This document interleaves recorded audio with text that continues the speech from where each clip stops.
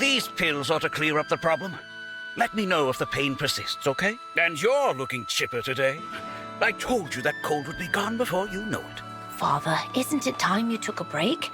Look, I made you some tea. Thank you, John. You didn't burn yourself or anything preparing it, I hope. You worry too much. I'm old enough to manage a simple pot of tea, I assure you. It makes me happy to see you growing up so fine. Huh? What's going on out there? Doctor, you have to help us. Monsters are on the attack and people are getting hurt.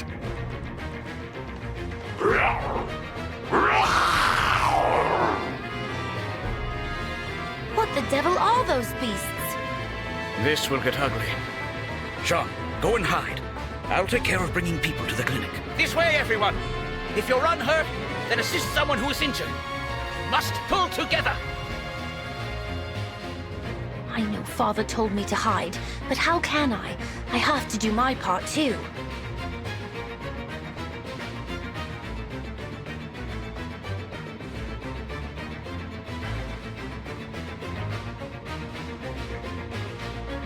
Oh no.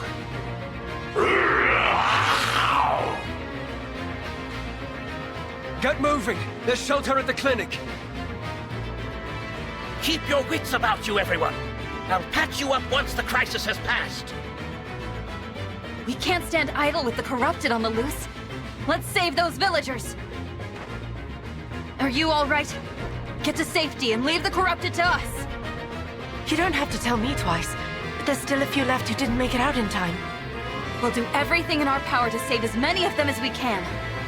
They'll love you for it if you do. You're their last hope at this point. Before leaving Fierne, it's only fitting we visit a tea field. Being a humble village rather than a bandit camp, there's no loot here quite as good as the Master Seal from Anna's Paralogue. If you're not interested in training John, you are mainly here for experience, especially Micaiah, and the energy drop's permanent +2 strength. Before we play this map, however, we have an important decision to make. We did the Anna Paralogue first. That gives us a Master Seal to promote a unit. There are only 3 of these until Chapter 10, so don't waste them. Allocating these 3 seals is one of the biggest questions Engage poses in the early game, and I'm here to talk for probably too long about it.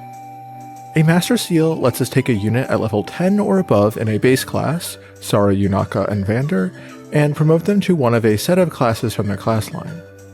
First off, let me clear up a common misconception. In many Fire Emblem games, promotion has some long-term downside. Lower stat caps, fewer potential levels, or an experience penalty. Engage is not one of those games. Promote as early as possible. Promotions are actually better for the long-term health of units, because advanced classes have better growth rates. The problem isn't whether to promote, it's who to promote first. Sometimes you're only training up 3 units, and in that case the answer is all of them.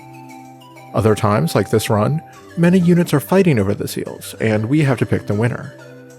When doing that, it's important to think not only about individual units, but also who can make our team as a whole strongest in an advanced class. One easy way to make our team stronger is to get staff utility on a promoted unit. Micaiah can be your only healer, but that limits your flexibility and won't work forever. On the other hand, having a dedicated healer means you're going to waste a few actions each map, when they don't have anything useful to do. Chain guards and obstruct are cool, but they're not always useful either. Having a unit who can do competent combat and use staves is great role compression that frees up a deployment slot for someone else. By definition, any unit you promote right now is not getting much XP from combat until enemy levels catch up, so this can also be a good way to circumvent those diminishing returns. A general rule of thumb is that you should promote at least one of your first 3 units into a class that uses staves. Fram, ironically, doesn't really count. It's a rare Fran that will be a good combatant at level 10, so you'd still have a dedicated healer. Staff utility sounds boring. What about promoting units to fight? Units that second seal on top of promoting can get ridiculous glow-ups. Anna can go from our worst unit to our best. Alir can go from a melee-locked infantry unit to a flying utility unit. That has to wait until after Chapter 8, however, and if you use a second seal for an unpromoted unit, like we will, someone has to be happy with just the Master Seal. It's also nice to have had at least one unit promote early, so even if you eventually second seal everyone you promote, you want to think about who can work for a few maps without it. Many promotion bonuses are about the same. They're based on the difference in class bases between classes, not a bonus per se. You don't ever get extra base stats by changing your class path, although caps can make you lose points. The biggest advantages you can give a unit through promotion are access to new weapons, increased mobility, and a few more maps with a level 5 class skill. Let's cover our bases and look at the team members we have through this lens. Alear gains 1 movement and some nice stats, but they're a perfect example of how that doesn't actually help you much. They're still melee infantry, which isn't going to unlock anything for our army. The level 5 class skill is nice, but it's not normally worth rushing for. Arts are basically useless for them right now. If you're promoting a Lear right now, it's usually either because you're going to second seal them and don't have anyone else to promote before that happens, or because they're just one of the only 3 units you plan to keep using. Sage Clan handles staff utility and shoots as magic. Mage Knight is never a bad idea either, +2 movement, excellent stats, and another weapon type. If you want a High Priest Fram for some reason, giving her tomes is a big deal, but I don't think that's a common goal. Beyond that, Martial Master is unimpressive before you get any high-rank staves or arts.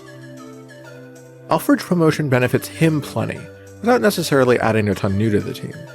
A 6-movement sword user is actually super useful next map for the strat we're doing, but I'd normally do this just because you want Alfred to stay good. Berserker is a pretty bad class. The only real selling point is S-axes, and we don't have any yet.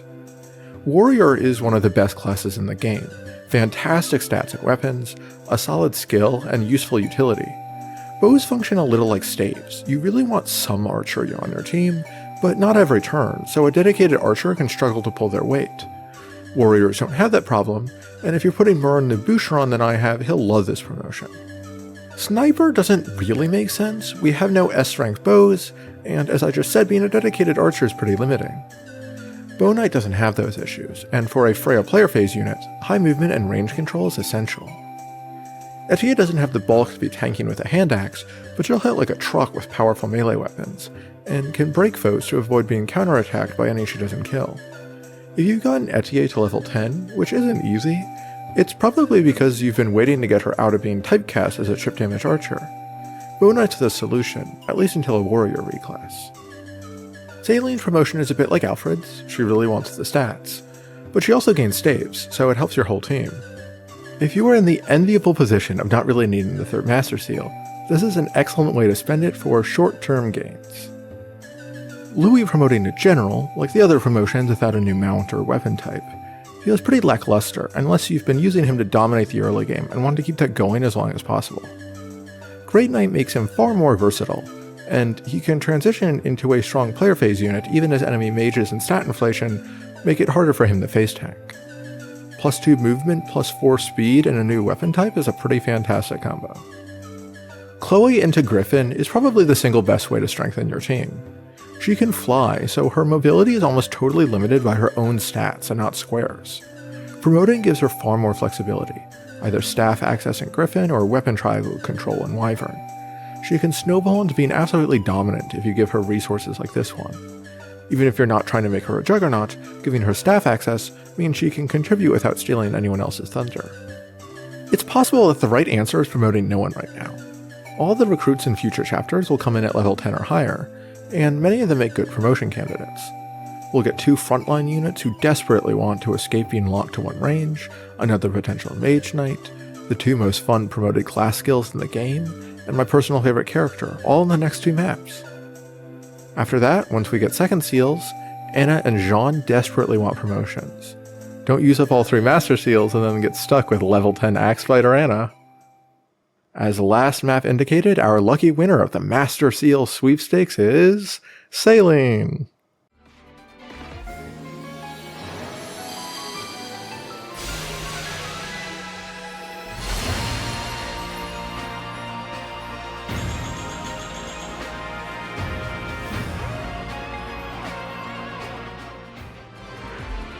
I'm trying to keep coy about my planned roster, both for suspense and because I may improv a bit, but they do include Saleen and Vidam. Saline doesn't blossom without a lot of early training, and setting the ambitious goal of promoting her ASAP has ensured I've done that. We'll also need a high-level staff user for future maps. The C-rank Griffin Knight has won't cut it, and I don't want to keep dragging Frame into battles. Stays also let Saline train from a different pool of experience, and she's a unit that can use it more than most. With that out of the way, let's get to Jean's paralogue. It's pretty tame immediately after Chapter 5, and certainly tame after 2 more maps. The objective, defeat every foe, is uncommon in Engage. We want to get the energy drop in the bottom right, and we also want to avoid any allied green units dying. That's not going to happen unless you get really unlucky or things really go sideways, though. You can slow down and get a lot of XP with Mercurius and Micaiah. There's little time pressure once you get between the enemies and the villagers. Instead, I'm going to go as fast as I reliably can, 3 turns. I don't need the training. I don't want my clears to feel like I'm keeping enemies alive just as punching bags for experience. There are so many wounded we couldn't get to the clinic. Is it up to me to treat them all? Father, I'm here to help. If we split up, we can treat everyone. John, I thought I told you to run and hide. I can't stay hidden away when there are so many who need my help. After all, Father, am I not your son? You taught me that a doctor does whatever is needed. My lessons have sunk in, I see. Very well then. Come and give me a hand. Because this map is so short, I've gone through and figured out how to order everything and then rewound back to the start. It'll be quick and painless on your end of things. Let's get started. Chloe doesn't have any time to hold back, and with Marth by her side, she rushes the northern enemies. The Axe Fighter will see a juicy break, and the Cavalier will then see a chain attack, so neither will go north towards the villagers.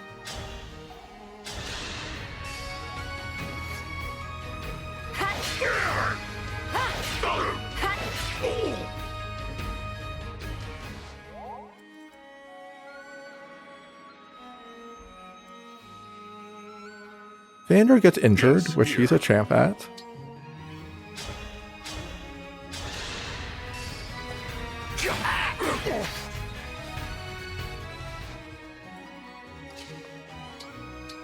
With Celica's Seraphim, especially might boosted like I have, almost any unit can one-round the Corrupted. Yunaka can even echo and one-round. Resonance gets her injured. I trust in you.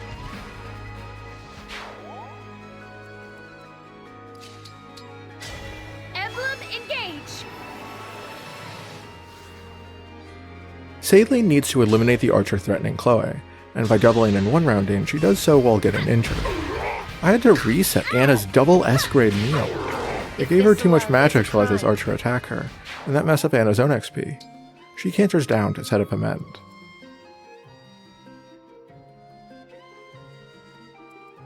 Alir equips the Armor Slayer to reduce her avoid, and grabs the defense tonic. Louis chills, and Anna gets a triple mend.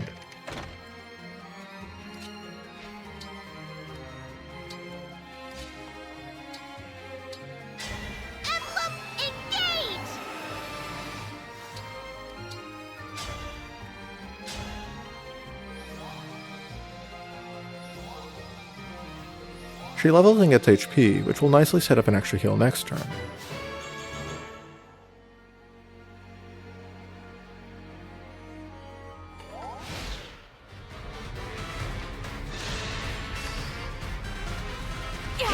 If Chloe gets broken, it slightly changes how this plays out.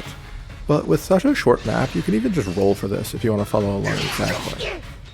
Yunaka can choose whether to echo as a way of changing the RNG without updating your plan.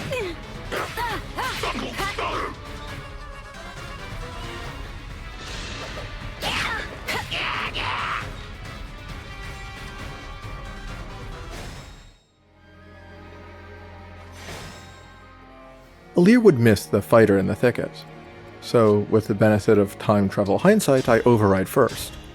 With momentum, getting this double kill is not hard. One strike will decide it all.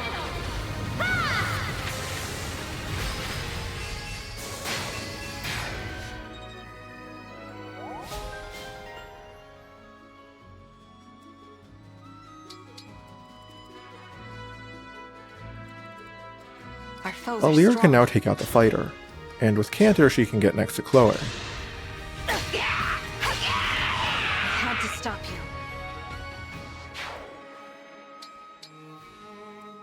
This lets Anna get a 3-person mend, including herself.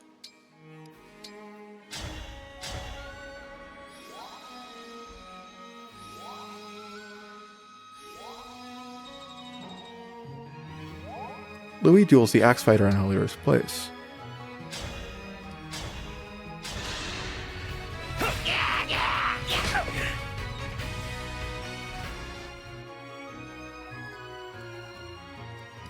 Inaka tells Vander to have fun with the full-axe guy, and teleports to the upper right.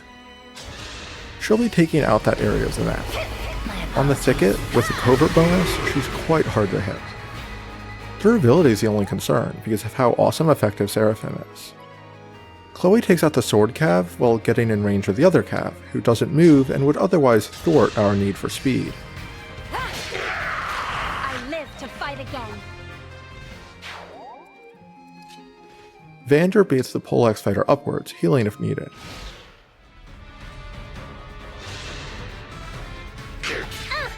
This is another area I've had to intentionally nerf my army. If Inaka has any more speed, this fighter will read 0 expected damage and not attack. 14 speed is the key, enough to double everyone, but not enough to avoid getting attacked altogether. Doubling in one rounding means she's reliable even without the mystical style ignoring terrain.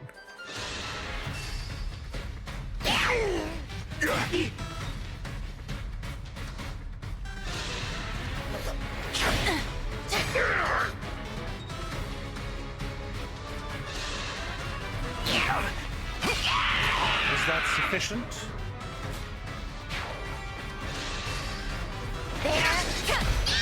Allow your soul the rest it deserves. Vander's injured, so in comes Jean.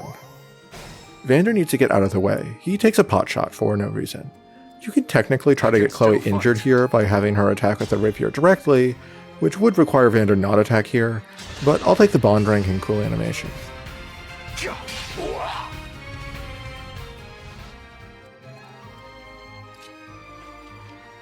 Let's say hello! It's not safe here. You should be running. I can't. I'm the local doctor's son. I won't leave until I've helped the injured. You've got a lot of heart for a kid your age. All right, let's join forces and save those villagers. I really appreciate the help. My name's Jean. Now come on, there's work to do.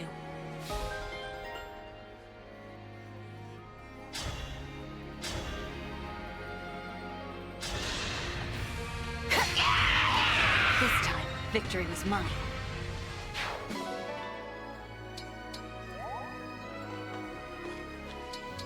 Like with Anna, we'll give Jean the honors in his own paralogue. Jean is Engage's purest version of what I'm calling a villager, like Donnell in Awakening and Mozu in Fates. He joins behind the curve at level 1 in the first paralogue, and his personal ability highlights his potential for eventual greatness with a growth rate boost. In Engage, classes add a bonus growth rate in each stat, as I've been showing on these screens. Think a couple 15s or 20s, a 10 or 2, and maybe a 5 here and there. Jean's personal ability doubles these growth rates, and he has more levels than anyone to grow.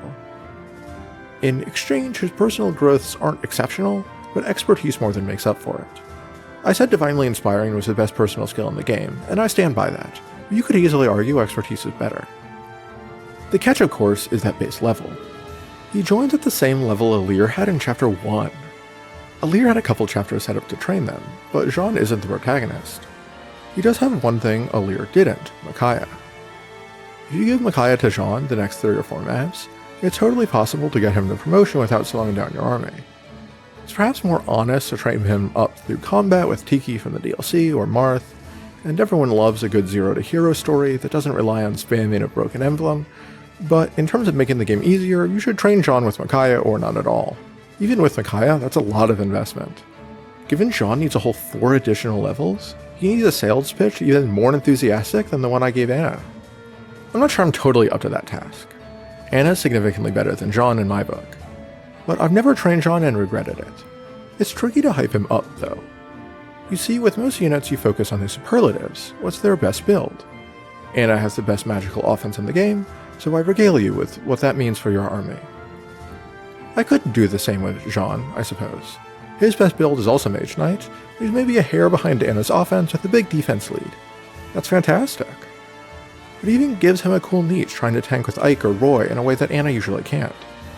Is that worth a 400 XP deficit in Anna's personal skill? Not really.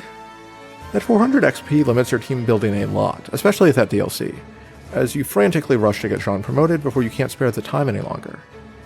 If you just go by Jean's best builds compared to other units who like those classes, he's normally top 3 or 5, but for so much extra effort that's not usually worth it. His growths are great, but they're not unique. Other characters have personal growth rates that make up the difference in any one class, like Anna's extra magical offense. They might even have a good personal skill on top of those growths. There's only one thing Jean has over everyone else: flexibility. Jean wasn't in my rehearsal for this series, but when I wanted to retool a bit, he's the first person I thought of adding. He made planning out my new team much, much easier, because I never had to worry about whether he'd make a build work. Want an early Wyvern and Chloe's on staff duty? Jean might do that even better than she does. Want a mystical unit to use emblem synergies? He's a great sage or high priest. Especially on fixed growth, there's never been a unit that you can customize so much to do something specific late in the game, and there's something freeing about knowing Jean will thrive in whatever role you ask of him. In a game full of goofball characters and counterintuitive units, where the first mage has a 15% higher strength growth than the first axe fighter, and the second axe fighter is arguably the game's best mage, Jean's one of the sanest characters and the easiest unit to get a feel for. He's green right now, but with enough study he'll be competent at anything he puts his mind to. Jean's a great take on the villager concept, and it's hard not to root for the kid.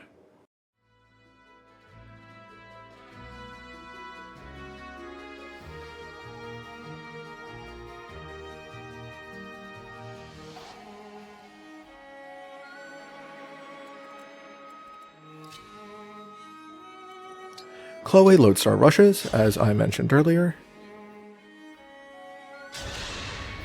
Forgive me.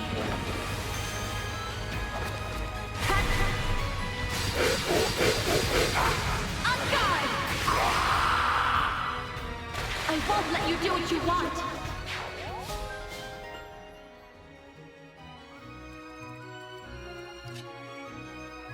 Anna needs to get out of the way, and now she can heal a lot of people. This makes sure Yunaka can stay alive, as opposed to doing Great Sacrifice last turn.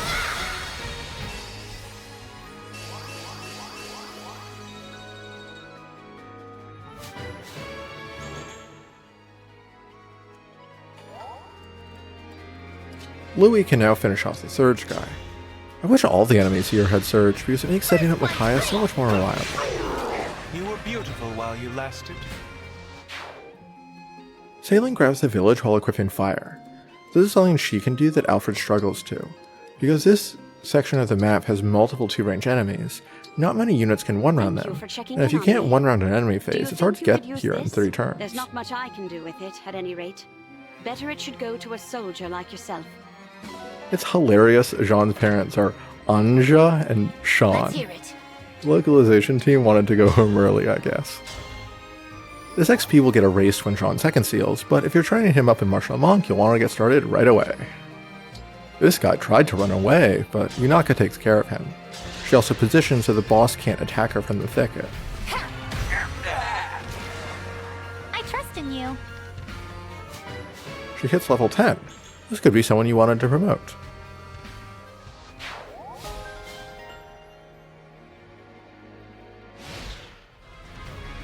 I think it's hilarious how this dude gets a boss line, like Mita. Really adds a lot to the lore of Engage, don't you think?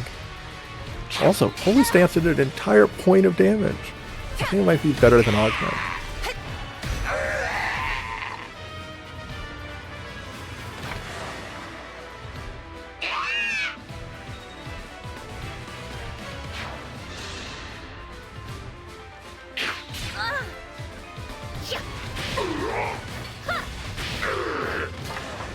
There is nothing to fear.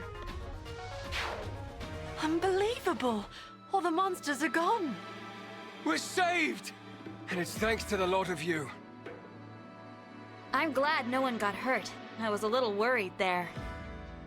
You can't know what this means to us. We decided to give you this to show our thanks. Quick and clean, 3 turns as promised. Trust me, maps where we're so much stronger than the enemies will not appear often. Enjoy it while it lasts. Come now, Jean. Give the nice people a proper thank you. Oh, right. Thank you for saving our village. We saved it together.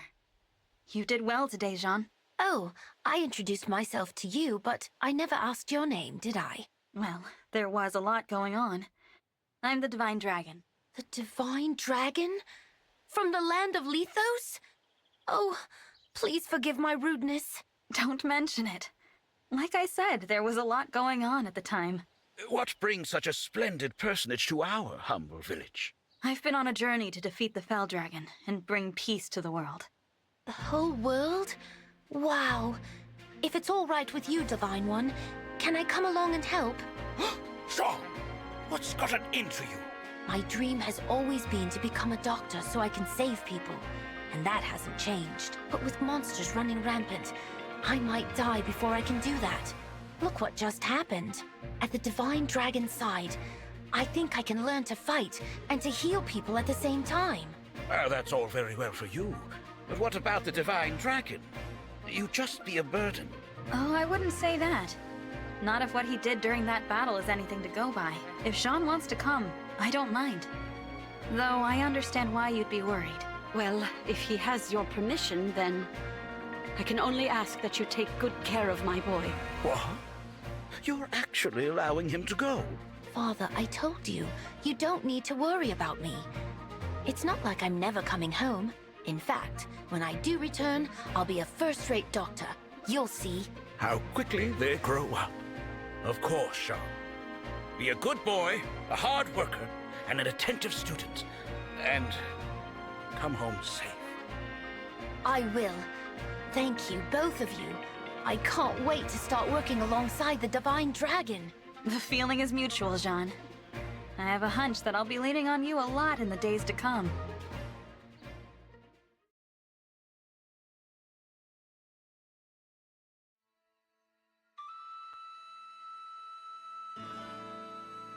Thank you. I'm not gonna keep subjecting you to watching me fumble through post-battle exploration in real time. Get the dog. After some tamer maps, Yes. we're going to get 3 new recruits and a very exciting map coming up next. Stay tuned for an awesome clear, if I do say so myself. Bye-bye.